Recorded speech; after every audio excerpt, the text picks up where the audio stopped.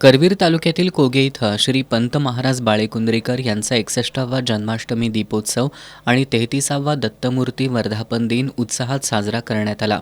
श्री पंत महाराज बाळेकुंद्रेकर मंदिरात सकाळपासूनच दर्शनासाठी भाविकांनी गर्दी केली होती.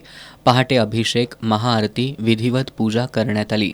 यावेळी गावातून श्री पंत महाराज बाळेकुंद्रेकर आणि श्री दत्तमूर्ती पालखी सोहळ्याचं आयोजन करण्यात आलं. ही पालखी मुख्य पालखी मार्गावरून महादेव मंदिरपासून दत्त मंदिरापर्यंत काढण्यात आली. या पालखीमध्ये सांगली, सातारा, कोल्हापूर, गडहिंग्लज आदी भागातून जवळपास 50 भजनी मंडळांनी सहभाग घेतला होता. त्याचबरोबर हलगीच्या तालावर नाचणारा घोडा, धनगरी ढोल, बँजो, मर्दानी खेळ, धुंदवडे गावच्या मुलींचं लेझिम पथक अशा विविध वाद्यांनी संपूर्ण कोगे परिसर भक्तिमय झाला होता.